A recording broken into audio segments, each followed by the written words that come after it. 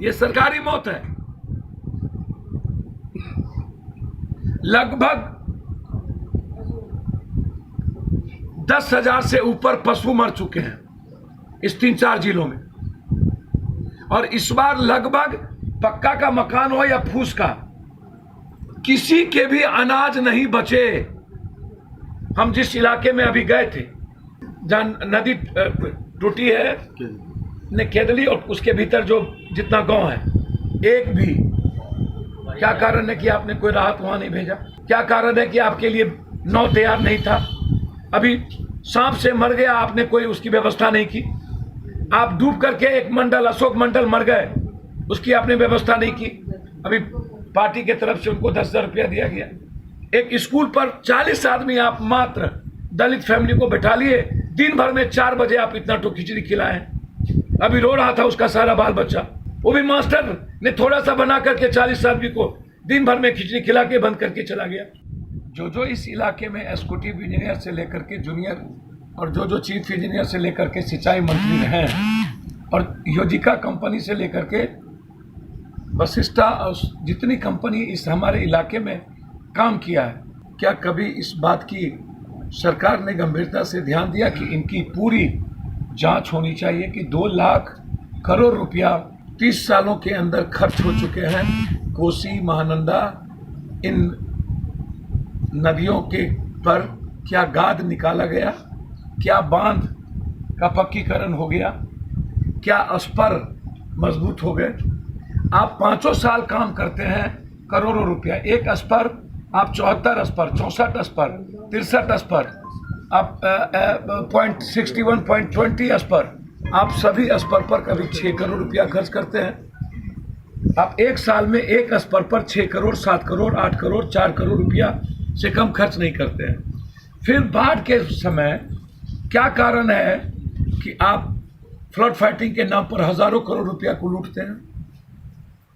Flood fighting के नाम पर आप कहते हैं कि बांध रिसअप हो रहा था, इसलिए हमने एक व्यक्ति की नाम के साथ मैं बताऊंगा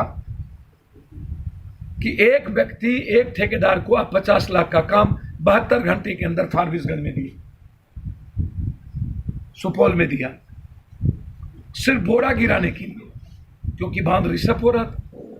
सड़कों को जब सड़क टूट गई, फिर बोरा गिराने के लिए आपने 50 लाख का एक व्यक्ति, कई ऐसे व्यक्ति हैं जिसको आपने 50 लाख 25 लाख का काम दे करके उसमें आप साझेदार बने, और वो सारा पैसा आपने लूट लिया।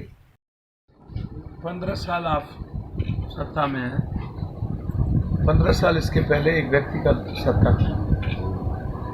72 साल पहले ये नदी दुनिया के लिए, किसान के लिए, गरीब के लिए वरदान था। क्या कारण है कि आज़ादी के बाद 72 साल के बाद ये नदी किसान और आम आदमी के लिए अभिशाप बन गया? इसके जिम्मेदार कौन है? क्या कारण है कि आज तक कोई जिम्मेदारी तय नहीं हुई इस बाढ़, इस हालात? जिम्मेदार लोगों पर क्या कार्रवाई हुई 30 साल के अंदर, 15 सालों के अंदर? क्या आपने कभी इंक्वायरी बैठाई? क्या आपने कभी सिंचाई मंत्री का इस्तीफा लिया या उसको बर्खास्त किया? क्या आपने कभी किसी चीफ इंजीनियर और एग्जीक्यूटिव इंजीनियर पर 302 के मुकदमे किए? सिंचाई मंत्री, ठेकेदार और पदाधिकारी ज्वाइंट एडवेंचर है इन लोगों का। कोई भी ठेकेदारी कोसी, सीमांचल और मिथिलांचल में बाढ़ के नाम पर होगा तो ये तीनों इसमें इन्वॉल्व है। राहत का पैसा भी सभी एमपी, एमएलए, मंत्री लोग घर चलाने के लिए लगाएंगे क्या? सब दिन तो राहत के पैसे से घर चलाए गए, सब दिन राहत के पैसे से नेताओं की और पदाधिकारियों की जेवर लिए गए। इन नेता, पदाधिकारी और ठेकेदार, ये तीनों गुनाहगार है जनता। ये मौत के सौदागर है, ये इंसानियत के सबसे बड़े दुश्मन। इनके खिलाफ जनता युद्ध की शुरुआत होनी चाहिए। जब तक इनके खिलाफ इनको बंधक बनाया नहीं जाएगा, और जब तक ये 3 महीना इस बाढ़ में अपने बच्चों के साथ पन्नी के भीतर नहीं रहेंगे, तब तक ये बाढ़ हमारी जिंदगी को नासूर बनाती रहेगी। और जो लोग मरे हैं उसको आप 10-10 लाख रुपए की व्यवस्था करिए। जिनके घर खत्म हुए हैं उसको अविलंब इंदिरा आवास दीजिए आप, या जो आवास आप देते हैं। या आप हवाई जहाज पर घूम रहे हैं, जो लुटेरा है आप उसके साथ मीटिंग कर रहे हैं। जिसने सड़कों को मिल करके तोड़ दिया जिसने यही पदाधिकारी तो ठेकेदारों के साथ मिले हुए हैं। और पूरा पैसा, इस बार का पूरा पैसा 2020 के चुनाव कैंपेन में लगेगा। नेताओं के लिए उत्सव है ये उत्सव। इस एमएलए एमपी को जनता कर्फ्यू के बीच ढुकने नहीं देना चाहिए। इन पदाधिकारी एमएलए एमपी मंत्री संतरी को हुक्का पानी इसका बंद करना चाहिए, सोसाइटी से बहिष्कार करना चाहिए। इन्हें 1 मिनट भी जनता के बीच जाने का राइट नहीं है। 1 मिनट। जब अपना बच्चा मरेगा और जब अपने घर में कोई मरेंगे तब ये एमएलए एमपी लोकसभा में बैठे रहेंगे क्या? आम आदमी परेशान है तो इनके पास बहुत सारे मुहावरे हैं।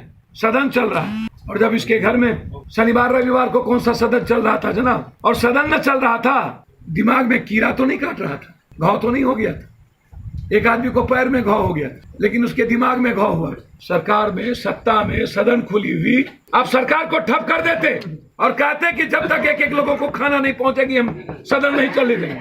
हेलीकॉप्टर से घूम रहे, विपक्ष ट्वीट कर रहा है, सदन में राजनीति चल रही है। सीमांचल, कोसी, मिथिलांचल की आजादी, मुजफ्फरपुर की न्यायिक जांच, 302 का मुकदमा, लगान को खत्म, बाढ़ से आजादी, इन सारे सवालों को, छात्रों की एजुकेशन के सवाल और गैंग रेप और इन अपराधियों के खिलाफ कल 11 बजे हम लोग विधानसभा की ओर कूच करेंगे।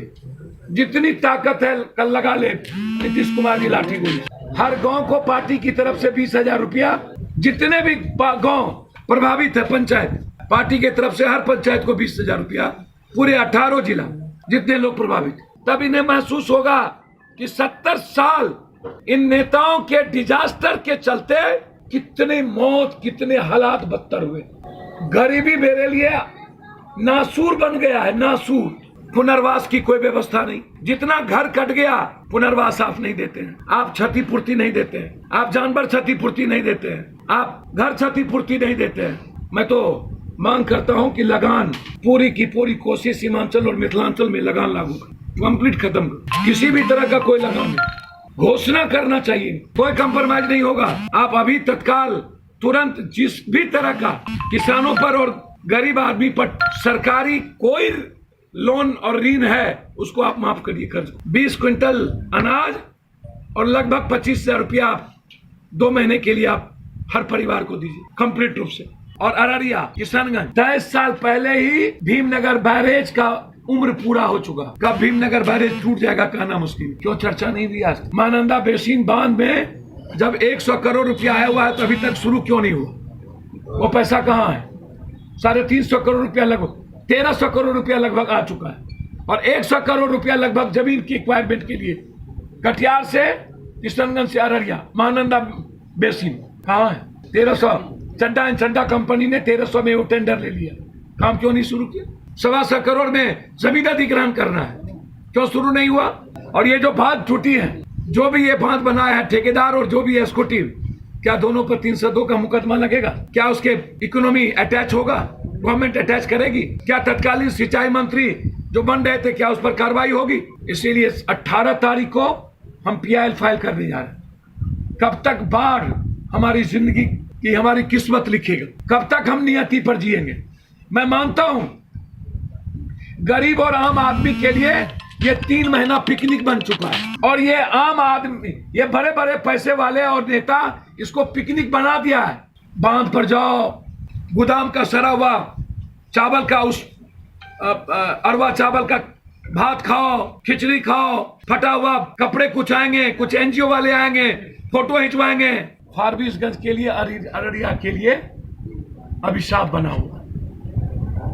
जब तक बाढ़ इशू नहीं बनेगा, हिंदू मुसलमान इशू बनेगा, जब तक वोट और सियासत इशू रहेगा, तब तक अररिया, किशनगंज की बाढ़ हमारी जिंदगी को एक दिन तबाह करके जाएगा। शायद हमारी बुट्टी लाश भी ना मिले। इसीलिए कल हम 11 बजे अपने आजादी की लड़ाई को लेके बढ़ेंगे। यहाँ से भी सैकड़ों छात्र और हमारे नेता लोग जा रहे हैं। फिर हम पंचायत वाइज बाढ़ का दौरा करेंगे और जरूरत होगा तो नेता और पदाधिकारी का हुक्का पानी भी बंद करेंगे और युद्ध हो, सड़कों पर आर पार की युद्ध। कोई कंप्रोमाइज नहीं होगा, वो जितना बड़ा ताकतवर सत्ता हो, कोई कंप्रोमाइज नहीं होगा।